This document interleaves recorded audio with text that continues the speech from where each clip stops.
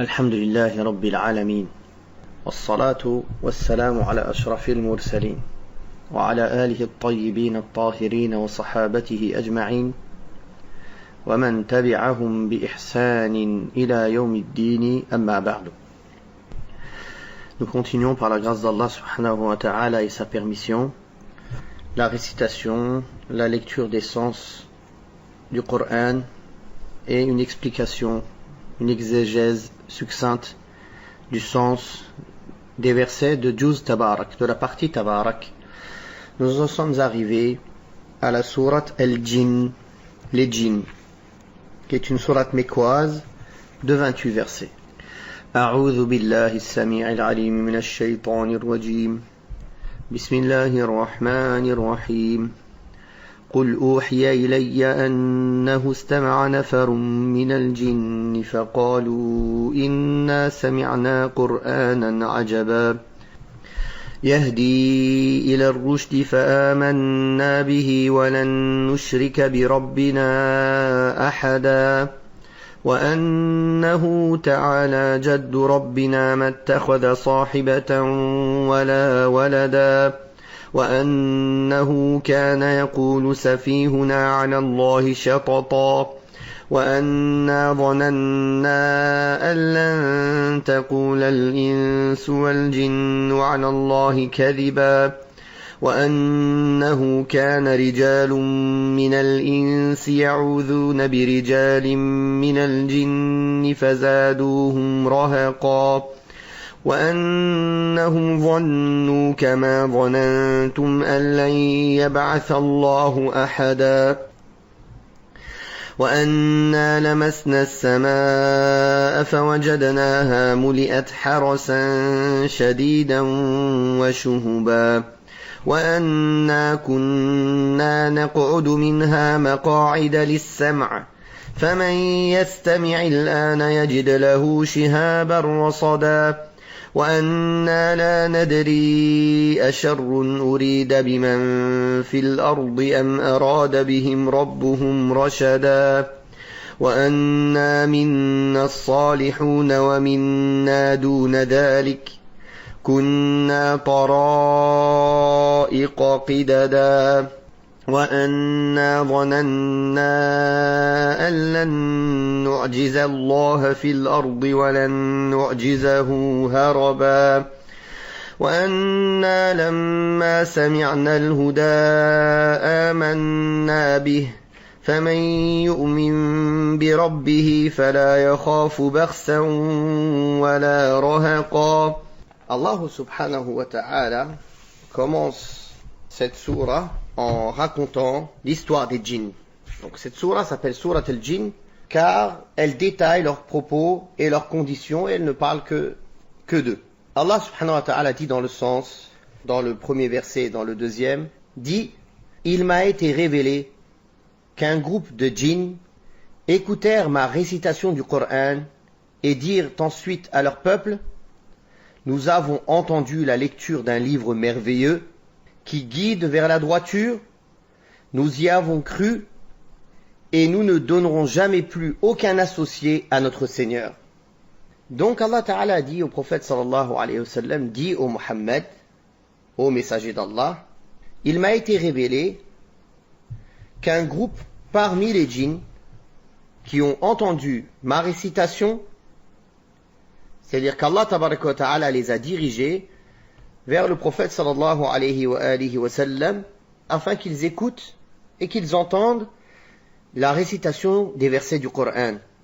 Ceci pour que la preuve et l'argument soient établis contre eux, que le bienfait en leur faveur soit complété et qu'ils soient à leur tour des avertisseurs pour leur peuple. Allah subhanahu wa ta'ala a ordonné à son messager Muhammad sallallahu alayhi wa sallam de raconter leur récit aux hommes parce qu'une fois qu'ils ont entendu cette récitation, ils se sont dit « écoutez ». Après avoir entendu cette récitation du Coran, ils ont compris ses significations et ses réalités et ils s'écrièrent « Nous venons d'entendre là une lecture merveilleuse », c'est-à-dire des versets, des signes merveilleux qui prodigue des réalités supérieures. Ils ont entendu des versets qui sont la cause de mettre sur la voie droite. La voie de la droiture signifie tout ce qui montre aux gens les avantages de leur religion et de leur vie mondaine, de leur vie profane. Puis ils ont dit, et nous y avons cru. Désormais, nous ne donnerons plus aucun associé à notre Seigneur. Ils ont donc réuni entre la foi dans laquelle entrent toutes les œuvres de bien et la piété impliquant l'abandon du mal. Ils ont fait en sorte que la cause qui les a amenés à la foi et à ses implications soit inspirée des directives du Coran et ce qu'elles contiennent comme avantages et intérêts. Car c'est là un grand signe et un argument décisif pour celui qui se guide à leur lumière et les prend comme référence.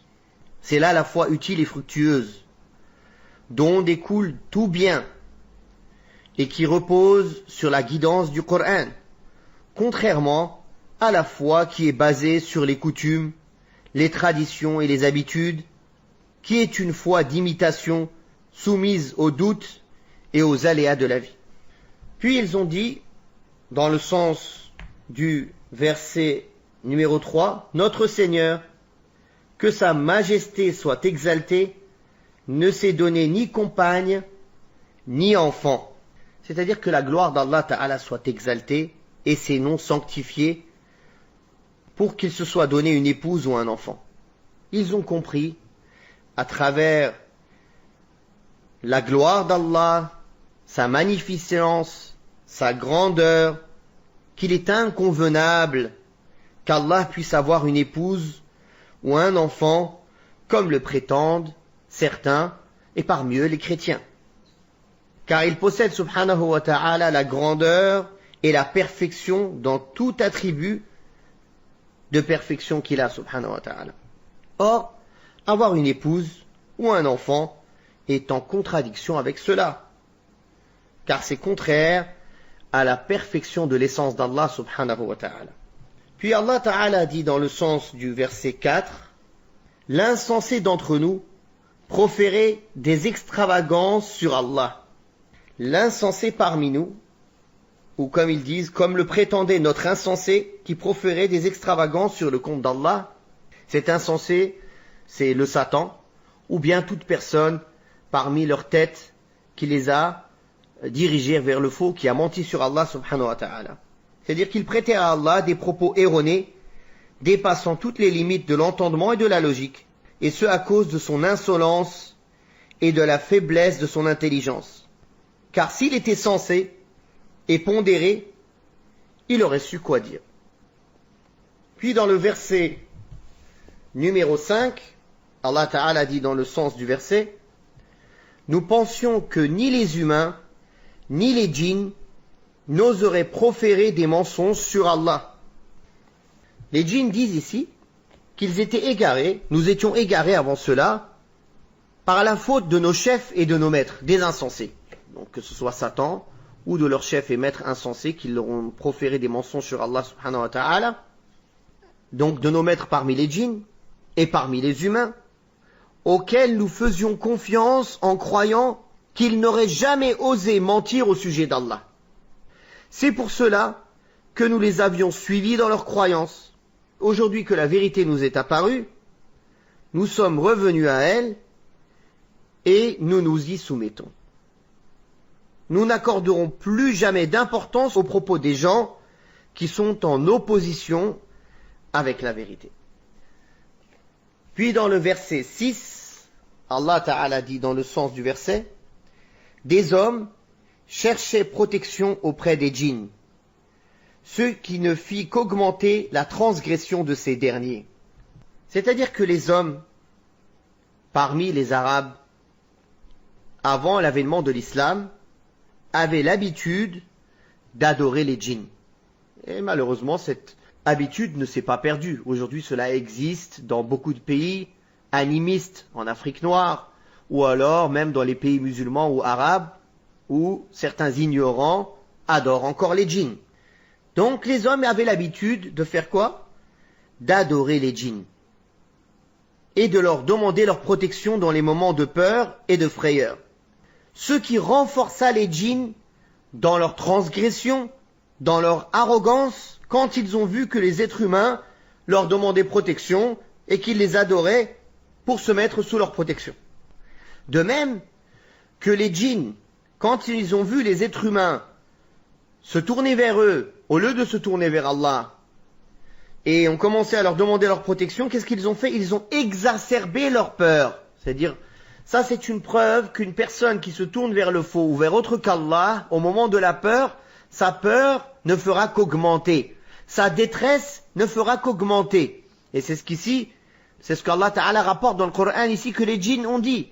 C'est-à-dire, plus ils nous demandaient l'aide et la protection, plus leur peur et leur détresse augmentaient, et plus on était arrogant et transgresseur envers eux. Alors que Allah Tabaraka wa Ta'ala nous a donné le moyen de demander protection contre les djinns, contre le mal des djinns, en récitant certains versets du Coran.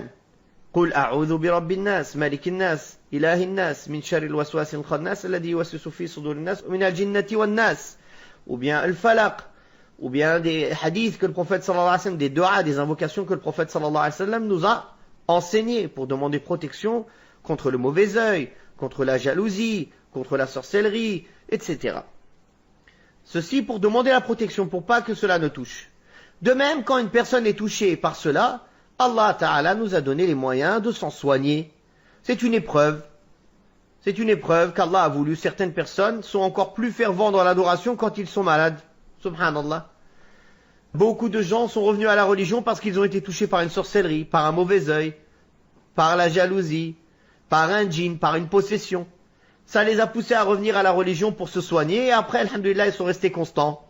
Donc, Allah Ta'ala nous éprouve à travers ces créatures et il nous a donné le moyen de s'en protéger et de s'en soigner. Et la chose la plus importante à comprendre, c'est qu'à la base, les djinns sont des créatures qu'Allah a créées et que les hommes, plus en fait ont peur d'eux, plus les djinns s'amusent de cela et leur rajoutent de la peur. Et plus la personne place sa confiance en Allah et n'a pas peur d'eux, alhamdulillah, la personne lit le Coran, il sait que les djinns existent, c'est un monde qui existe. Et comme on va lire dans les suites des versets, vous allez voir que les djinns sont comme les hommes, ils sont en secte, il y a les croyants, il y a les mécréants, dans les croyants il y a des sectes, etc. Comme chez les hommes. Comme chez les hommes. Et en vérité, ils sont responsables de leurs actes comme pour les hommes. Donc quand la personne a compris cela, qu'ils n'ont pas beaucoup plus de pouvoir que cela, sauf qu'on ne les voit pas, qu'ils ont certaines spécificités que nous n'avons pas, mais Allah Ta'ala nous a donné le moyen de se protéger contre eux et de se soigner au cas où l'un d'eux voudrait nous faire du mal. Alhamdulillah. Et plus la personne, et ça c'est un point sur lequel j'insiste, et ça c'est un conseil surtout, malheureusement on a beaucoup de nos frères et sœurs qui sont touchés par la sorcellerie, par le mauvais œil ou par la possession, plus la personne leur donne de l'importance et de la grandeur, plus la peur et sa détresse augmentent. Plus la personne leur donne aucune importance et voit que l'épreuve dans laquelle il est c'est une chose comme une autre, et il fait sa vie normalement, et il s'en remet à Allah, et il fait les causes pour se soigner, et moins cette sorcellerie, ce djinn, ce mauvais œil ou autre aura un effet sur lui. Malheureusement c'est ça, c'est quand on laisse nos émotions prendre possession de notre cœur, et que c'est les émotions qui nous dirigent, alors on devient vulnérable.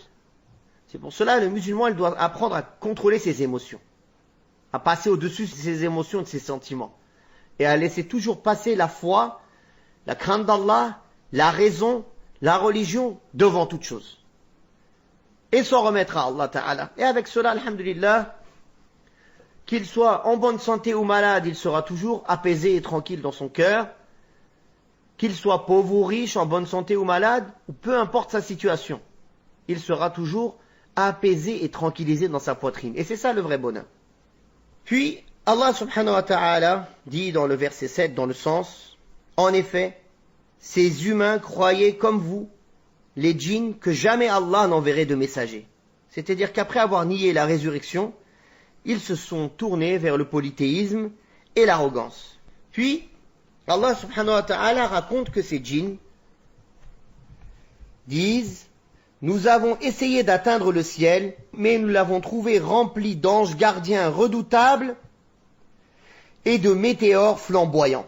Alors qu'auparavant, nous y prenions place pour écouter les nouvelles provenant du ciel. Mais désormais, quiconque prête l'oreille trouve un météore flamboyant destiné à le frapper.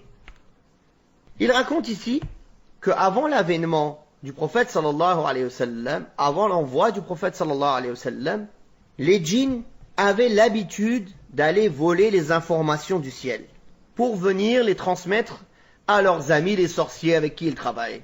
Et ceux-ci, les devins et les sorciers, mélangent une vérité avec 100 mensonges, bien qu'ils ne connaissent pas l'invisible, ni eux, ni les djinns, sauf que les djinns sont des voleurs d'informations.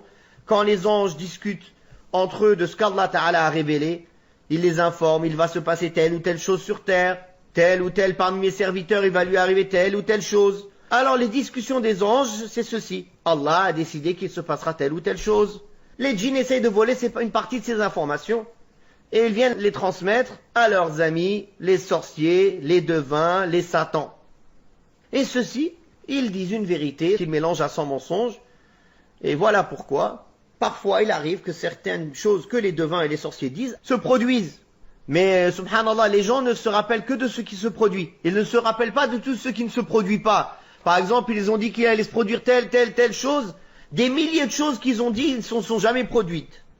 Mais une parmi ces milliers de choses qu'ils ont dit, elle s'est produite. Ben, c'est normal. Si quelqu'un, il lance 15 000 théories ou prédictions, il y en a bien une parmi tout cela qui risque de se produire. Ça ne veut pas dire par là qu'il connaît l'invisible, subhanallah. Mais tellement l'être humain est faible qu'il se fait tromper par ces choses-là. Donc, les djinns racontent cela. Allah Ta'ala, donc, révèle dans le Coran que les djinns ont raconté cela.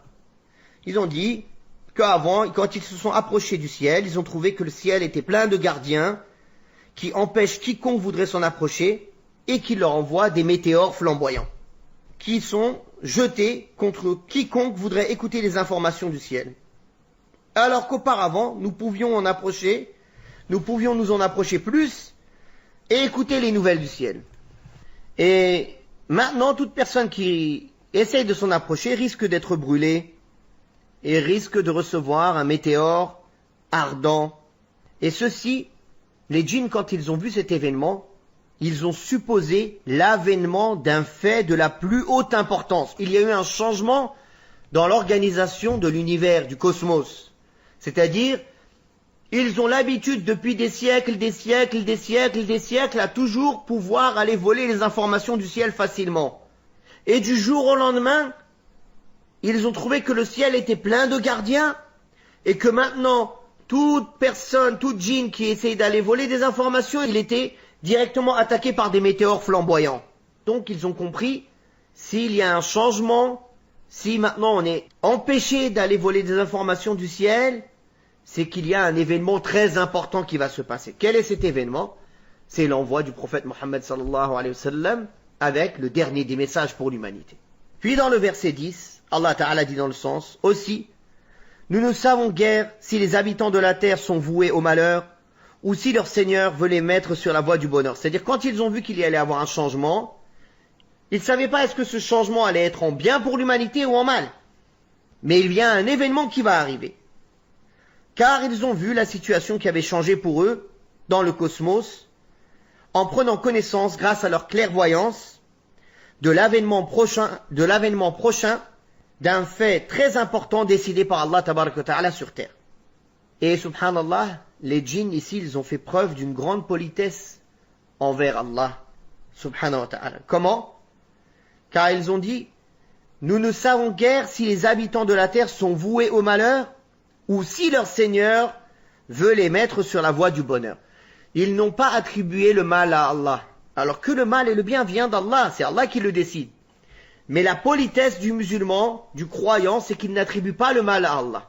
Quand il parle du mal, il en parle à une forme impersonnelle. Et quand il parle du bien, il l'attribue à Allah subhanahu wa ta'ala. Et ça, c'est une politesse vis-à-vis d'Allah tabaraka wa ta'ala que tout croyant doit avoir. D'ailleurs, le prophète sallallahu alayhi wa sallam, dans la dua, il disait « Wa sharru laysa ilayk » et le mal ne t'est pas attribué, ô Allah. Puis dans le verset 11, ils ont dit dans le sens « Certes, il y a parmi nous des gens vertueux et d'autres qui le sont moins. » C'est-à-dire que chez les djinns, c'est comme chez les hommes. Il y a des gens pieux, il y en a qui sont moins pieux, qui sont pervers, qui sont mécréants, qui sont égarés, qui sont innovateurs, autres, qui sont...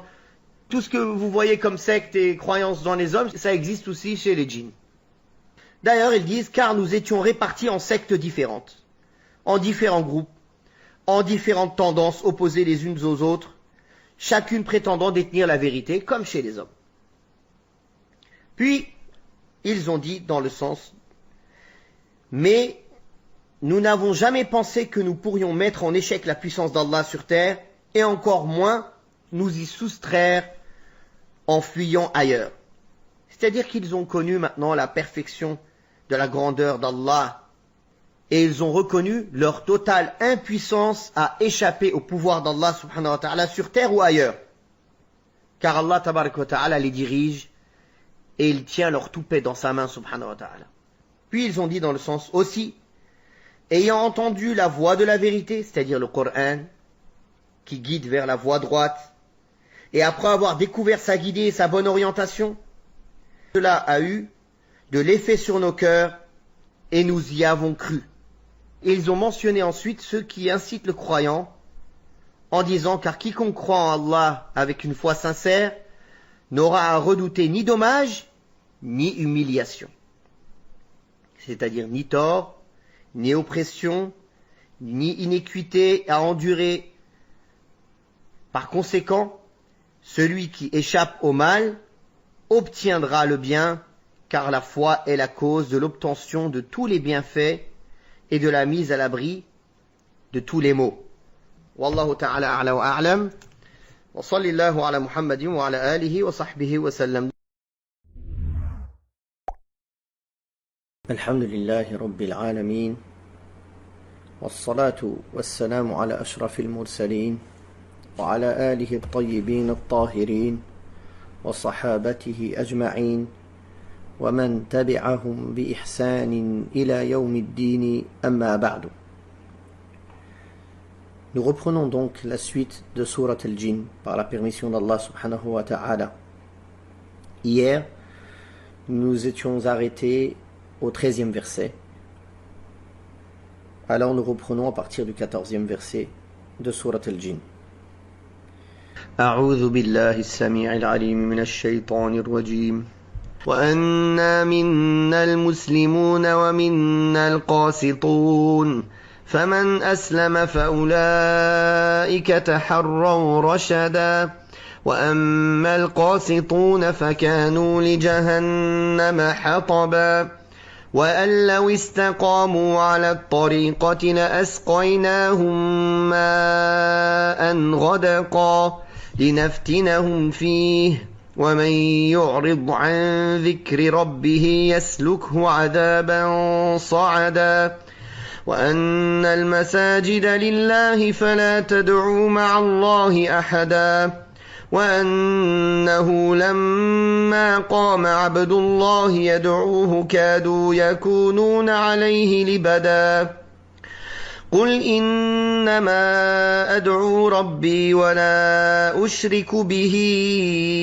أحدا قل إني لا أملك لكم ضرا ولا رشدا قل إني لن يجيرني من الله أحد ولن أجد من دونه ملتحدا إلا بلاغا من الله ورسالاته ومن يعص الله ورسوله فإن له نار جهنم خالدين فيها أبدا حتى إذا رأوا ما يوعدون فسيعلمون من أضعف ناصرا وأقل عددا قل إن أدري أقريب ما توعدون أم يجعل له ربي أمدا عالم الغيب فلا يظهر على غيبه أحدا إلا من ارتضى من رسول فإنه يسلك من بين يديه ومن خلفه رصدا ليعلم أن قد أبلغوا رسالات ربهم وأحاط بما لديهم وأحصى كل شيء عددا. Dans le verset 14, Allah subhanahu wa ta'ala dit dans le sens de sa parole: certains d'entre nous se soumettent à l'ordre d'Allah et d'autres s'écartent de la voie droite. Ceux qui se soumettent à l'ordre d'Allah sont ceux qui recherchent la droiture. Donc ici Allah tabaraka wa ta'ala explique que les djinns disent que parmi eux il y a, comme il a été déjà dit dans les versets précédents, des gens pieux et d'autres qui ne le sont pas.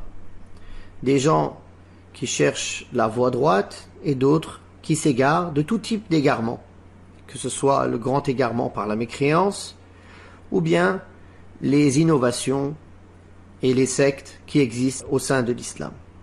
Et ce sont les croyants qui ont opté pour la voie droite, la voie de la raison, c'est-à-dire qu'ils sont dans la bonne direction, qui mène vers le paradis et la félicité.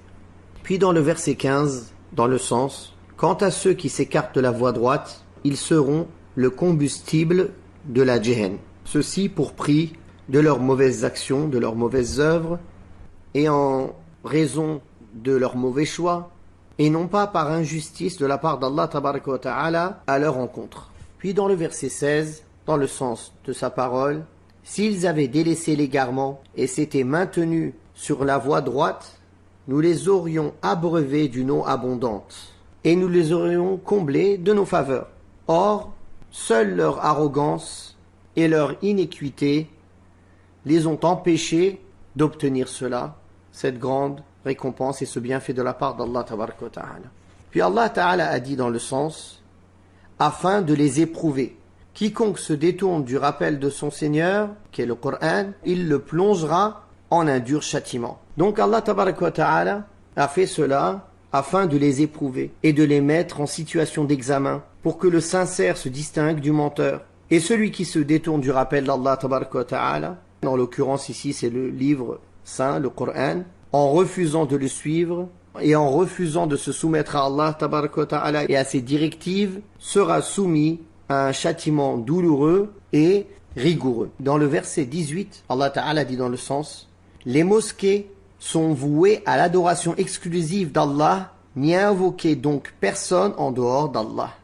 Allah ta'ala a interdit d'adorer et d'invoquer autre qu'Allah dans les maisons qui ont été construites pour Allah tabaraka wa ta'ala et qui appartiennent à Allah tabaraka wa ta'ala, comme les Quraysh faisaient dans la maison sacrée de la Kaaba, à la Mecque. Et ici, il parle des invocations d'adoration, de même que les invocations de requête. Car les masajid, les mosquées, qui sont les lieux les plus sublimes pour l'adoration d'Allah tabaraka wa ta'ala, sont bâtis sur la sincérité envers Allah, sur le monothéisme pur, sur la soumission à sa grandeur et sur l'humilité devant sa puissance subhanahu wa ta'ala. Donc comment les gens peuvent aller dans ces mosquées pour invoquer autre qu'Allah et pour lui donner des associés? Puis Allah ta'ala dans le verset 19 dit dans le sens de sa parole: lorsque le serviteur d'Allah se mit à l'invoquer, peu s'en fallut que les djinns et les hommes se ruent sur lui pour faire disparaître son message. Il y a aussi une autre interprétation de ce verset, une autre traduction, qui est: lorsque le serviteur d'Allah se leva pour l'invoquer, les djinns se pressèrent autour de lui au risque de l'étouffer. C'est-à-dire, quand le serviteur d'Allah, qui est Mohammed sallallahu alayhi wa sallam, s'est levé pour l'adorer, pour réciter le Coran, peu s'en fallut que les djinns, tellement ils étaient nombreux, se pressent autour de lui et risquent de l'étouffer. Tout cela car ils étaient avides d'entendre ce qu'il avait apporté comme guidé de la part d'Allah subhanahu wa ta'ala. Puis Allah tabarak wa ta'ala dit dans le verset 20, dans le sens: dis-leur, c'est-à-dire ô Mohammed, dis-leur, je n'adore que mon Seigneur et je ne lui associe personne. C'est-à-dire, dis-leur que je proclame l'unicité d'Allah, lui, l'unique, qui n'a pas d'associé, et je rejette tout ce qu'on lui associe comme idole ou fausse divinité. Dans le verset 21, dis-leur, je ne peux vous protéger d'aucun mal, ni vous accorder le moindre bien. C'est-à-dire que Allah Ta'ala dit au prophète Mohammed sallallahu alayhi wa sallam de leur rappeler qu'il n'est qu'un serviteur d'Allah. Je ne suis qu'un serviteur d'Allah qui ne possède rien du commandement ou de la disposition des choses qui sont l'exclusivité d'Allah subhanahu wa ta'ala. Puis dans le verset 22, dis-leur, si je lui désobéis, personne ne me protégera contre Allah et jamais je ne trouverai de refuge en dehors de lui, dans le sens qu'il n'y a personne dont je puisse demander l'assistance pour me préserver du châtiment d'Allah.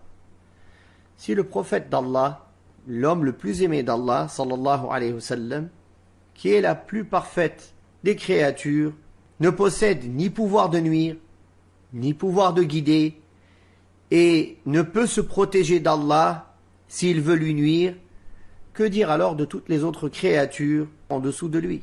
Allah Ta'ala a dit au prophète sallallahu alayhi wa sallam de dire qu'il ne trouvera ni de refuge, ni d'abri, ni d'assistance en dehors d'Allah Tabaraka wa Ta'ala si Allah avait décidé de lui nuire. Puis dans le verset numéro 23, je ne peux que vous transmettre ce qu'Allah m'ordonne et ses messages. Quiconque désobéit à Allah et à son messager concernant l'adoration exclusive d'Allah obtiendra le feu de la Jahannam pour demeure éternelle. En effet, Allah Tabaraka wa Ta'ala a dit à son prophète sallallahu alayhi wa sallam de dire « Je n'ai pas d'autre mérite sur les gens sauf le fait qu'Allah m'a élu, m'a choisi pour être son messager, pour vous transmettre son message et pour vous appeler à lui en établissant ainsi l'argument contre les gens. » Puis quand il dit « Quiconque désobéit à Allah et à son messager sera voué à jamais au feu éternel », ici il ne parle pas de toute désobéissance comme est la croyance des Khawarij, que les grands péchés sont de la mécréance et que celui qui fait un grand péché sera éternellement en enfer, celui qui meurt sur les grands péchés. Ce n'est pas dans ce sens-là. Ici, la désobéissance, il parle de la désobéissance majeure, c'est-à-dire la mécréance. Celui qui désobéit au message du tawhid, de l'unicité d'Allah, du monothéisme, et qui choisit la mécréance. Donc, il s'agit ici de la désobéissance qui relève de la mécréance, comme cela est précisé dans les textes clairs du Coran, de même que c'est précisé dans la sunna du prophète sallallahu alayhi wa sallam et dans l'ijma', l'unanimité des pieux prédécesseurs et des savants. Quant à la simple désobéissance qui n'implique pas la mécréance majeure, elle n'implique pas l'éternité dans le feu de l'enfer. Dans le verset numéro 24, Allah subhanahu wa ta'ala dit dans le sens « Les mécréants ne cesseront d'agir ainsi jusqu'à voir le châtiment dont on les menaçait. Ils sauront alors qui disposera des soutiens les plus faibles et les moins nombreux. Quand ils verront de leurs propres yeux et sauront avec certitude que toutes ces promesses vont se concrétiser et qu'ils comprendront en connaissance de cause qui est le moins avantagé en secours et qui est le plus faible en nombre, et ce lorsque personne ne viendra à leur secours, et lorsqu'ils seront rassemblés un par un, comme ils ont été créés la première fois. Puis dans le verset numéro 25, Allah subhanahu wa ta'ala dit, dans le sens, dis-leur, je ne sais si le châtiment qui vous est promis est proche, ou si mon Seigneur lui assignera un long délai. C'est-à-dire que le prophète sallallahu alayhi wa sallam annonce qu'il ne sait pas à quand est l'heure et qu'il ne sait pas quand est-ce qu'Allah tabaraka wa ta'ala va décider de les châtier et de les punir, que ce soit sur terre ou en décidant que le jour du jugement dernier se lève et qu'il soit châtié éternellement dans l'au-delà. Car la connaissance de l'invisible n'appartient qu'à Allah subhanahu wa ta'ala. La connaissance de l'invisible n'appartient qu'à Allah subhanahu wa ta'ala. Même le prophète sallallahu alayhi wa sallam ne connaît pas l'invisible, comme on va le voir dans la suite des versets. Dans le verset numéro 26, il dit dans le sens « Lui seul connaît l'invisible, qu'il ne dévoile à personne. » Puisque Allah tabaraka wa ta'ala est le seul qui détient la connaissance exclusive des secrets, des consciences, du visible, de l'invisible, du passé, du présent, du futur, de la destinée de chacun et de chaque chose, subhanahu wa ta'ala. Puis dans le verset numéro 27, il a dit, dans le sens, sauf à celui qu'il agrée comme messager, qu'il fait précéder et suivre d'anges protecteurs. Car Allah tabaraka wa ta'ala a certes choisi des messagers qui ne sont pas comme les autres gens ordinaires. C'est-à-dire qu'Allah les a choisis. Oui, ce sont des êtres humains, des descendants de Adam, alayhi salatu wassalam. Ils ne sont pas d'une nature divine ou bien une nature angélique ou autre. Ce sont des êtres humains, des fils d'Adam. Mais ce sont les meilleurs fils d'Adam. Ce sont des gens qu'Allah tabaraka wa ta'ala a choisis. Ils ne sont pas ordinaires. Allah ta'ala les a distingués avec ses messages. Allah tabaraka wa ta'ala, il les a protégés de l'erreur dans la transmission du message. De même qu'Allah a protégé tout ce qu'il leur révèle jusqu'à ce que le message soit transmis intègre dans sa totalité, sans être dévié ni falsifié, et sans que les démons n'aient aucune influence sur eux, et sans qu'ils ne puissent y ajouter ou en diminuer quoi que ce soit. C'est pour ça qu'Allah tabaraka wa ta'ala a dit qu'il est précédé et qu'il est suivi d'une escorte vigilante, qui les protège sur l'ordre d'Allah tabaraka wa ta'ala.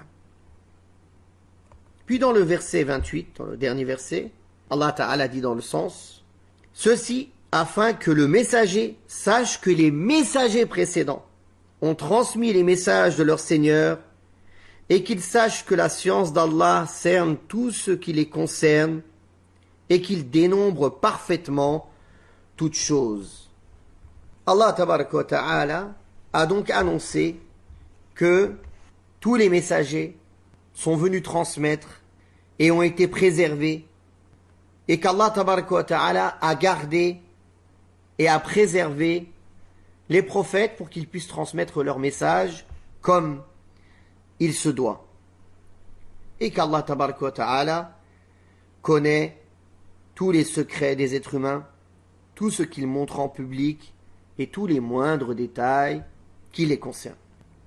Cette sourate contient plusieurs enseignements, entre autres l'existence de créatures qui s'appellent les djinns, qui sont créées d'un feu sans fumée, qui sont responsables de leurs actes autant que les êtres humains, qui sont soumis aux ordres d'Allah et aux interdits, qui seront rétribués pour leurs actes, bons comme mauvais, comme il est montré dans cette sourate.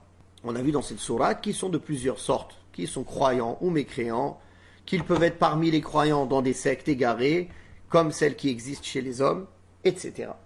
On tire comme enseignement dans cette sourate que le messager d'Allah sallallahu alayhi wa sallam a été envoyé aux djinns comme il a été envoyé aux humains. Car Allah tabaraka wa ta'ala a suscité ce groupe de djinns pour aller vers le prophète sallallahu alayhi wa sallam et écouter la révélation, puis retourner à leur peuple pour les informer de ce message. Cette sourate montre que les djinns sont doués d'intelligence et que certains parmi eux connaissent et acceptent la vérité. Car ce qui les a amenés à la foi, c'est leur connaissance de la guidée du Coran. Elle montre aussi qu'Allah prend soin de son messager sallallahu alayhi wa sallam et qu'Allah protège ce qu'il a apporté comme révélation. En effet, dès le début de la révélation, le ciel devint gardé et les démons s'enfuirent de leur lieu et de leurs repères, car Allah avait décidé d'envoyer sa miséricorde aux habitants de la terre et avait décidé de leur envoyer la guidée et la bonne voie par l'envoi du prophète Muhammad sallallahu alayhi wa sallam. Aussi fit-il connaître sa religion et sa loi sur terre en envoyant son messager dont l'envoi remplit de bonheur les gens sensés et il remplit de dépit les adeptes des idoles et des fausses divinités. Cette sourate montre aussi le souci qu'ont les djinns d'entendre la récitation du Coran en se regroupant autour du prophète sallallahu alayhi wa sallam au point de l'étouffer. Cette sourate contient également la proclamation de l'unicité d'Allah tabaraka wa ta'ala et l'interdiction du polythéisme et montre qu'aucune créature ne mérite d'être adorée, ne serait-ce le poids d'un atome. Car si Muhammad sallallahu alayhi wa sallam, le messager d'Allah subhanahu wa ta'ala, lui-même ne possède ni le pouvoir d'être utile ou de nuire pour lui-même et pour autrui, il est exclu à plus forte raison que les créatures puissent avoir ce pouvoir. C'est donc une grande erreur et une grave déviation et un grand égarement de prendre de telles créatures pour des divinités avec Allah subhanahu wa ta'ala. Cette sourate montre aussi qu'Allah seul détient la connaissance des sciences de l'invisible, qu'aucune créature ne connaît l'invisible à part celle qu'Allah a choisie et a distinguée pour leur en accorder une partie de sa connaissance, c'est-à-dire par la révélation. Ainsi s'achève la lecture et l'explication de Surat al-Jinn. Wallahu ta'ala a'la wa a'lam. Wa sallallahu ala Muhammadin wa ala alihi wa sahbihi wa sallam.